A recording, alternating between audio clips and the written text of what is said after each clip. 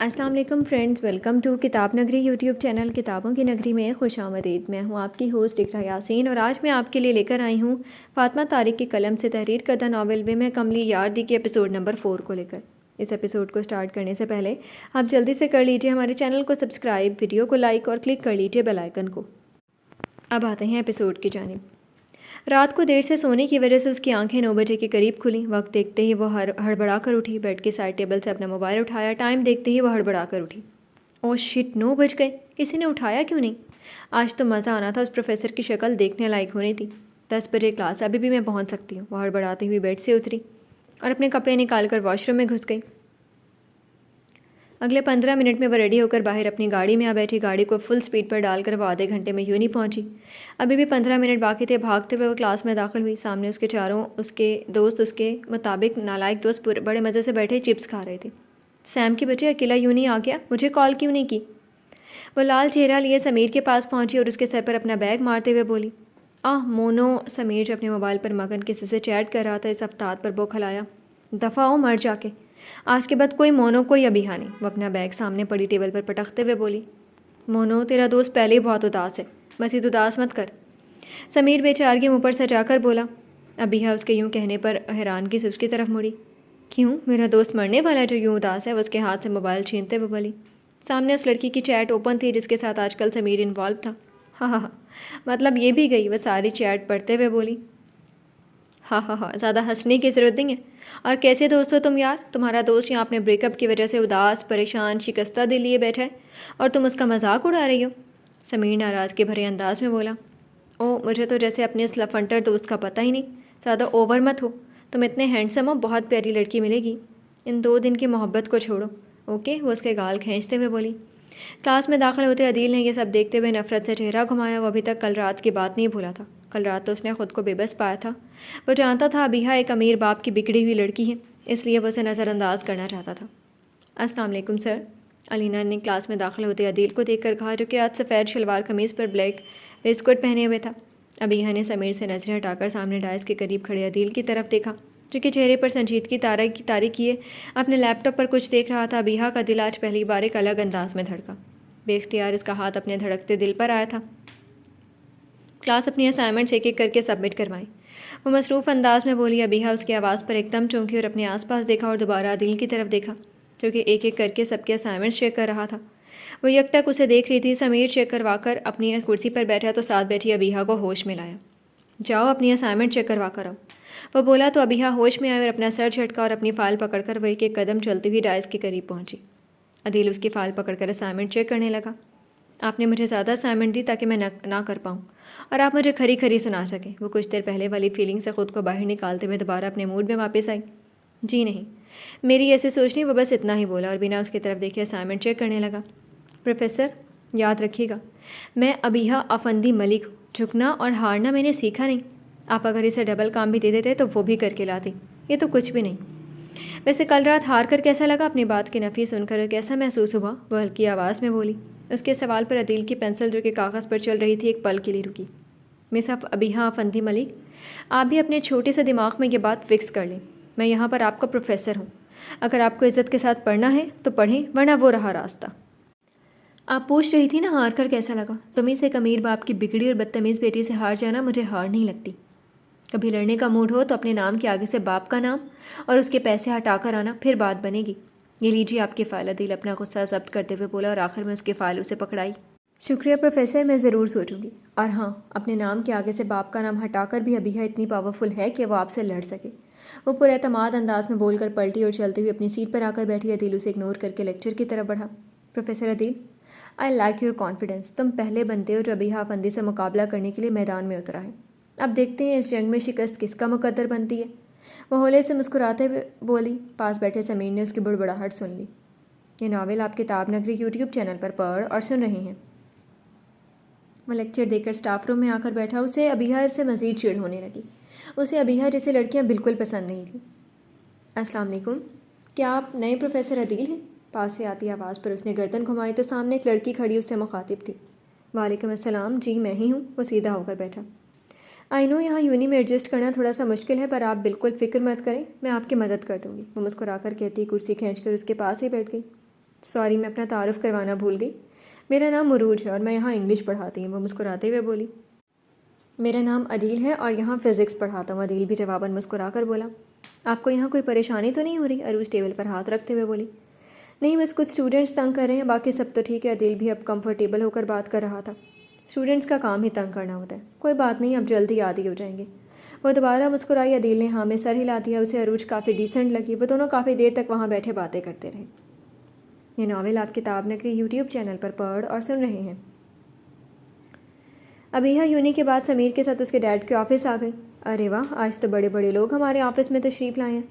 हमारे तो ऑफिस को 4 चांद लग गए। वह जैसे ही फैज़ान के ऑफिस में दाखिल हुई, वह चहक कर बोला, अब क्या करें, हम मसरूफ़ बहुत होते हैं, तो लोगों के ऑफिस को 4 चांद लगाने देर से ही आते हैं। वह मुस्कुरा कर आगे बढ़कर फैज़ान से हाथ मिलाकर बोली, आज का क्या प्लान है? समीर सोफे पर बैठकर फैज़ान को देखते हुए बोला, यार आज तो दुबई से कुछ लोग आने वाले हैं, तो रात को उन्हीं के साथ मीटिंग है। फैज़ान फ़ाइल को साइड पर रखते हुए बोला, ओह चलो कोई बात नहीं, कल फारिग रहिएगा, कल हमारा कंपटीशन है। अभी यहाँ सोफे पर बैठते हुए बोली। कंपटीशन कौन सा? फैज़ान हैरानगी से बोला। तुम भूल गए? मैं जानती थी भूल जाओगे। यार राइडिंग कंपटीशन है, उसमें अभी हाँ फंदी ने हिस्सा लिया और देखना जीत के आऊँगी। वो बड़े बेफिक्रिया अंदाज में बोली।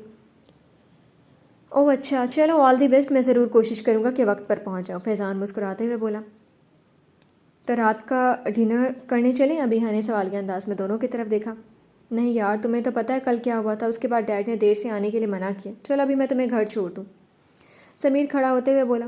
ओके, वो उदासी से बोली। वो घर जाना नहीं चाहती थी। फैज़ान से मिलकर वो दोनों अबीहा के घर पहुँचे। अबीहा को ड्रॉप करके समीर चला गया।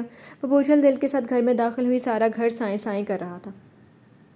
बेटी, मुझे बहुत भूख लगी है, जल्दी से कुछ खाने को दे दो। वो अपना बैग और फाइल टेबल पर फेंकते हुए बोली और वहीं सोफे पर लेट गई। अबीहा बेटी, आप जल्दी से फ्रेश हो जाओ, आज मैंने आपकी पसंदीदा बिरयानी बनवाई है, मैं टेबल पर लगाती हूँ। बीजी जल्दी से उसके करीब पहुंचकर बोली और वापस जाने लगी जब अबीहा की आवाज़ आई। नहीं बीजी, आप यहीं टेबल पर ले आओ और मुझे डाइनिंग टेबल पर बैठकर नहीं खाना। वैसे भी जब वहाँ बैठती हूँ हलक से निवाला नहीं उतरता। आप यहीं लगवा दो, मैं चेंज करके आती हूँ। वो बोलती हुई उठी। उसकी आवाज़ में एक अनजानी सी महरूमी थी जिसे सिर्फ बेजी ही समझती थी।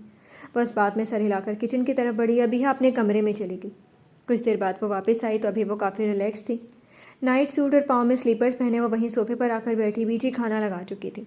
अब आप भी बैठे, अकेले नहीं खाया जाएगा, वो उन्हें बैठने का इशारा करते हुए बोली और अपने लिए प्लेट में बिरयानी निकाली। वो बेदिली से बिरयानी खा रही थी। क्या हुआ, इतनी उदास क्यों लग रही हैं? बीजी उसका उदास चेहरा नोट करते हुए बोली। पता नहीं, दिल बड़ा उदास सा हो रहा है, रोने को दिल कह रहा है, वो नम लहजे में बोली। बीजी ने वही खाना छोड़ा, उसके करीब आकर बैठी। अरे मेरी बच्ची, क्या हुआ? उन्होंने उसे सीने से लगाते हुए कहा।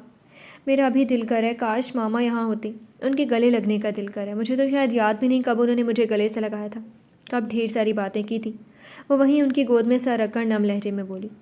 वो मसरूफ़ हैं, कुछ दिनों में आ जाएंगी। बेटी उसके बाल सहलाते हुए बोली। वो जानती थी वो बाहर से जितना मर्जी मजबूत दिखाने की कोशिश कर ले, पर अंदर से वो आज भी वही छोटी बच्ची है जो कभी रात को अकेले सोने में डर जाती थी और उठकर रोती रहती थी। बेटी वहीं उसके पास बैठकर काफ़ी देर बातें करती रही ताकि उसका ध्यान बटे। ये नावल आप किताब नगरी यूट्यूब चैनल पर पढ़ और सुन रहे हैं। अदील घर पहुंचा तो सब सकीना बेगम के पास बैठे बातें कर रहे थे। दादो क्या कर रही हैं, बड़ी महफिल लगाई हुई है। वो हल्की सी मुस्कुराहट के साथ उनके पास आकर बैठते हुए बोला। कुछ नहीं बच्चे, बस तुम्हारे बाप और माँ की बातें सुना रही थी। अनस भाई ने फरमाइश की थी तो बस उनकी कहानी सुनाने लग गई, कैसे उन्होंने सबसे लड़कर शादी की थी। दादी जी हंसते हुए बोली। दादी, इनको पढ़ने के लिए भी कह दिया करें, यूँ लव स्टोरियाँ सुनाएंगी तो इनका दिमाग ख़राब हो जाएगा। अदील वहीं सकीना बेगम के पास बैठते हुए उस्मान के बाल बिगाड़ते हुए बोला। आह भाई, मेरा स्टाइल ख़राब हो जाएगा, उस्मान चिल्लाया। अदील हंस दिया। वह आज अच्छे मूड में लग रहा था, वरना मुस्कुराकर बात करना मतलब ईद का चांद ही था। अरे मियाँ, तुम क्यों मेरे बच्चों के पीछे पड़े रहते हो, हर वक्त तो पढ़ते रहते हैं। तुम खौम का दोनों की क्लास लगाए रखते हो, अपनी ये टीचर गिरी है इसके कॉलेज में रखो। सकीना बेगम वहीं उनके कदमों में बैठे अदील के सर पर हल्की सी चुपत लगाते हुए बोली। उस्मान की हंसी निकल गई। आज मैं पड़ोस के घर में गई थी, वहाँ अशरफ की जो बड़ी बेटी है काफ़ी खूबसूरत है, एमए तक पढ़ी है। मैं तो सोच रही हूँ अगर तुम एक दफ़ा इस रिश्ते पर गौर करो तो कैसा रहेगा। सकीना बेगम लगे हाथों अपने दिल की बात बोल गई। दादी जान, आप मेरी फ़िक्र छोड़ दें, जब मुझे शादी करनी होगी कर लूँगा, आप पहले सोबिया का रिश्ता ढूंढें। वो उनकी बात सुनकर अगले ही पल खड़ा हुआ और उनका माथा झूमते हुए बोला। सोबिया जो कि मुस्कुराकर उनकी बातें सुन रही थी और साथ में चाय कपों में डाल रही थी। अदील की बात सुनकर वो एक पल के लिए ठहर गई। आंखों के सामने बहुत कुछ आया। कुछ पल के लिए आंखें नम भी हुईं, पर खुद को संभालते हुए वो उन आंसुओं को कड़वे घूंट की तरह पी गई। अपने आप को नॉर्मल करते हुए चाय कपों में डालने लगी। बहुत थक गया हूँ, थोड़ी देर के लिए सो जाओ फिर काम करना, वो कहते हुए ऊपर अपने कमरे की तरफ बढ़ा। जी तो फ्रेंड, ये नावल आप किताब नगरी यूट्यूब चैनल पर पढ़ और सुन रहे हैं। हेलो, कैसी हो? काफ़ी दिन हो गए दिख नहीं रही थी। हमने अपनी क्लास के लिए देर हो रही थी। वो तकरीबन भाग रही थी, तभी उसे अपने करीब से समीर की आवाज़ सुनाई दी, जो कि उस डिपार्टमेंट में किसी काम से आया था। तो दूर से हमना को भागते हुए देखा तो फ़ौरन उसकी तरफ आया। हमना के पैर उसकी आवाज़ सुनते ही रुक गए। जी ठीक हूँ, वो हकलाते हुए बोली। समीर को देखती उसे उस दिन वाली सारी बातें याद आ गई। मुझे तुमसे कुछ पूछना है, सच सच बताना। वो उसके करीब आकर संजीदा अंदाज में बोला। क्या पूछना है? हमने अपनी किताबों को ज़ोर से पकड़ते हुए बोली। उस दिन क्या तुम्हें किन लड़कों ने छेड़ा था, और क्या अबिहा ने तुम्हें बचाया था? अब अपनी घड़ी को ठीक करते हुए बोला। वो पता नहीं कौन थे, 3 लड़के थे। उन्होंने मुझसे बदतमीज़ी की थी, और अबिहा आप ही ने बचाया था। वो नज़रें झुकाकर तेज़ तेज़ बोली। तो मेरा शक ठीक था। तुम्हारा फ़ोन किधर है? वो सर्द अंदाज में बोला। हमना ने हैरानगी से उसे देखा और अपने बैग से फ़ोन निकाला। वैसे तुम्हारा भाई तो काफ़ी अकड़ू है, और तुम एक डरी सहमी से बुलबुल हो। ये मेरा नंबर है, अगर कोई तंग करे या बदतमीज़ी करे फ़ौरन मैसेज या कॉल करना। वो अपना नंबर उसके फ़ोन में सेव करते हुए बोला। क्यों? हमना के मुँह से बेख्तियार फिसला। उस दिन क्या बोला था? जो कहूँ वो मानो, बेफजूल से सवालात मत किया करो। वह सख्त लहजे में बोला। हमना ने हाँ में गर्दन हिलाई। और हाँ, जब भी मैं मैसेज करूँगा जवाब ज़रूर दोगे, वरना। उसे डराने वाले अंदाज में बोला। हमना ने डरते हुए जल्दी से हाँ में सर हिलाया। क्या अब मैं जाऊँ? मेरी क्लास छूट जाएगी। हमना चेहरा उठाकर बोली। हाँ जाओ, और बहादुर बनो। ये डरी सहमी लड़कियाँ जहर लगती हैं। समीर के हाँ सुनने के बाद वो अगले ही पल वहाँ से ऐसे भागी जैसे अभी किसी कंपटीशन से हिस्सा लेकर गई हो। कितना डरती है, तौबा, ऐसी लड़की आज तक नहीं देखी। वो हंसते हुए बोला। वो जानबूझकर उसे डराता था। उसे डराने और डांटने में उसे मज़ा आता था। हंसते हुए वो पलटा और अपने डिपार्टमेंट की तरफ बढ़ा, जहाँ अब अदील की क्लास होने वाली थी। ये नावल आप किताब नगरी यूट्यूब चैनल पर पढ़ और सुन रहे हैं। समीर और अबिहा बैठे हुए आज के कंपटीशन के बारे में बात कर रहे थे जब अदील क्लास में दाखिल हुआ। आज फिर से उसे देखते ही अबिहा के दिल की धड़कनें बढ़ गईं, जिसे वह खुद भी समझने से कासिर थी। अदील अपने डाइस के करीब आया और वहाँ पर पड़ा लैपटॉप ऑन किया। सर, कल मैंने छुट्टी की थी और आपके असाइनमेंट सबमिट नहीं कर पाई थी। प्लीज़ आज चेक कर दें। अलीना के पास से उसके दोस्त उठकर बोली। सर, आप इसके असाइनमेंट चेक करें, मैं आपका लेक्चर ओपन कर देती हूँ। अलीना झट से खड़ी होकर बोली। वह लड़की अपनी फाइल अदील के डाइस पर रखने लगी। सॉरी सर, मैं कल बीमार थी तो इसलिए नहीं आई। वो लड़की चेहरा झुकाकर बोली। अदील ने कुछ कहे बिना उसकी फ़ाइल ओपन की और चेक करने लगा। दूसरी तरफ अलीना क्लास के लैपटॉप पर अदील की यूएसबी लगाने की बजाय अपने पॉकेट से एक यूएसबी निकाल कर लगाने लगी। ओह माय गॉड, ये कैसी बेहूदगी है। अबिहा किरण से मोबाइल पकड़ रही थी जब अपने से आगे बैठे लड़के की आवाज़ आई। उफ, कितनी बेशरम है। एक और आवाज़ आई। अबिहा ने चेहरा उठाकर देखा तो सामने लेक्चर की स्लाइड की जगह उसकी और फैज़ान की डांस करती और उसके गिरते हुए और फैज़ान के संभालने वाली तस्वीर चल रही थी, जो कि इस अंदाज से ली गई थी कि देखने वाले को गलत ही लगे। इतनी आवाज़ें सुनकर अदील ने भी पलट कर देखा। ये सब क्या बदतमीज़ी है? वह तस्वीरों को देखते ही गुस्से से अलीना की तरफ देख कर बोला, जो कि चेहरे पर मुस्कुराहट सजाए ऊपर अपनी कुर्सी पर बैठी हैरान अबिहा को देख रही थी। वैसे अबिहा काफ़ी अच्छा बॉयफ्रेंड है तुम्हारा, वो ऊँची आवाज़ में बोली। अबिहा स्पॉट चेहरे से उसे देख रही थी। ये सब बदतमीज़ी आइंदा मेरी क्लास में ना हो। अदील आगे बढ़कर यूएसबी निकालकर ज़मीन पर फेंकते हुए बोला। अलीना तो मुस्कुरा रही थी क्योंकि उसका काम तो हो गया। अब पूरी क्लास अबिहा के मुतालिक बातें कर रही थी। क्यों, तुम्हारी जल गई क्या? अबिहा अपनी जगह पर खड़ी होकर बोली। सारी क्लास ने मुड़कर उसे देखा। एक्सक्यूज़ मी, मैं क्यों जलूँगी? जलती है मेरी जूती। अलीना अपनी जूती की तरफ इशारा करते हुए बोली। ये सब तो मुझे नीचा दिखाने के लिए कर रही हूँ ना। वैसे लड़का प्यारा है ना, मेरे साथ सूट कर रहा है। वह चेहरे पर मुस्कुराहट सजाकर बोली। अलीना के तो मानो सर पर लगी। वो उसे नीचा दिखाना चाहती थी, पर यहाँ अबिहा ने उसका दाव पलट दिया। वैसे मुझे फ़र्क नहीं पड़ता कोई मेरे बारे में क्या सोचता है, पर एक बात क्लियर कर दूँ, तस्वीर में नज़र आने वाला लड़का समीर का भाई और मेरा बहुत अच्छा दोस्त है, तो बकवास सोचने की ज़रूरत नहीं है। वैसे आप सब बताओ, लड़का प्यारा है ना? वह अलीना को घूरते हुए सबकी तरफ मुस्कुराकर देखते हुए बोली। सभी ने हाँ किया। फिक्र मत कीजिए अबिहा, फंदी ऐसी लड़की नहीं जो चोरी छुपे मोहब्बत करे। जब भी मोहब्बत करूँगी सीना ठोक कर करूँगी। वह हल्का सा मुस्कुराते हुए अलीना को बावर करवा गई।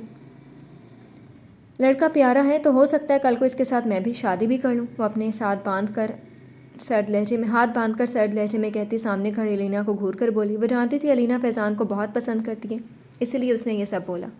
अलीना पैर पटकते हुए अपनी जगह पर आकर बैठ की अबिहा की नज़र सामने अदील पर की, जो कि सर्द नज़रों से उसे ही देख रहा था। ये सब बेहूदगी भरी बातें और हरकतें आप लोग अपने घरों तक ही महदूद रखें तो बेहतर है। आज के बाद अगर किसी ने ऐसी गिरी हुई हरकत दोबारा की तो उसकी कंप्लेंट प्रिंसिपल तक जाएगी। आप लोग अपनी प्राइवेट लाइफ में क्या करते हैं सबको यहाँ डिस्प्ले मत करें। ये सब आपकी ख़राब तरबियत का ही नतीजा है। जब तहज़ीब और तमीज़ अंदर से ख़त्म हो जाए तो आप जैसे जाहिल लोग ही निकलते हैं। वो गुस्से भरे लहजे में बोलता लैपटॉप पर अपनी USB लगाने लगा। आज ये सब तस्वीर देखकर उसे अबीहा से मज़ीद नफरत होने लगी थी। उसकी सारी बातें सुनकर अबीहा के अंदर कुछ टूटा था। उसे किस तरह का समझता था आज उसके अल्फाज ने ज़ाहिर कर दिया। ये नावल आप किताब नगरी यूट्यूब चैनल पर पढ़ और सुन रही हैं। ये वक्त रात के 8 बजे का था। पूरी सड़क खाली थी। सड़क के दोनों अतराफ दोनों अपने अपने पसंदीदा शख्स को सपोर्ट करने के लिए कई दोस्त खड़े थे और उनके नाम चिल्ला रहे थे। सड़क के बीचों बीच 5 हैवी बाइक्स खड़ी थी। सब अपनी अपनी पोजीशंस ले चुके थे। बस अब सायरन बजने का इंतज़ार था।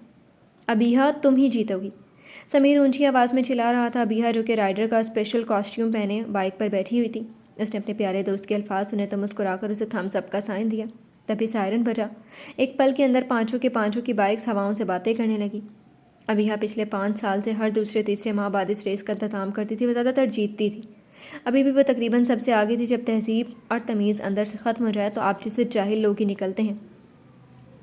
वो बाइक को भागने से ज़्यादा उड़ा रही थी और अपने आसपास यही अल्फाज गूंजते हुए महसूस कर रही थी। आंखों में गुस्से से उसने बाइक की स्पीड बढ़ा दी। वह तकरीबन फिनिशिंग लाइन पर पहुंच रही थी जब हवा में गोली की आवाज़ गूंजी। अबीहा! स्क्रीन पर सारी रेस देखते हुए अबीहा के दोस्त चिल्लाए क्योंकि गोली अबीहा की बाइक के टायर पर लगी थी। गोली लगने और स्पीड ज़्यादा होने की वजह से अबीहा अनबैलेंस हुई और उसका बाइक पर से कंट्रोल खो गया। वो बाइक के साथ ज़मीन पर गिरी। वो तो ज़मीन पर गिर गई पर बाइक काफ़ी दूर जाकर रुकी। आह!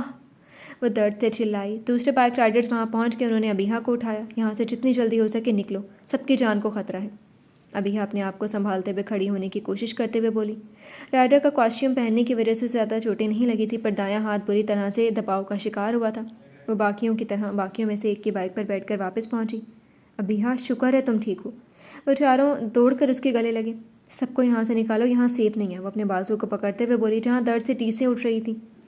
समीर ने सबको वहाँ से निकाल दिया। सभी अपने अपने घर की तरफ रवाना हो गए। वो पांचों गाड़ी में बैठकर अस्पताल पहुँचे। अबीहा ने वहाँ से अपना चेकअप करवाया, सिवाय बाजू की और कहीं चोट नहीं लगी थी। ये न्यूज़ कुछ ही देर में वायरल हो चुकी थी और वो भी वीडियो के साथ। समीर आहिल लोगों के साथ अबीहा को उसके घर लेकर आया था। अरे बीजी, मैं बिल्कुल ठीक हूँ, फिक्र मत करो, वो बीजी के गले लगते हुए बोली। जी तो फ्रेंड्स, कैसी लगी आपको आज के एपिसोड? कमेंट सेक्शन में ज़रूर बताइएगा। फिर हाजिर होंगे नावल के नेक्स्ट एपिसोड के साथ। तब तक के लिए इजाज़त दीजिए। शुक्रिया। अल्लाह हाफिज़।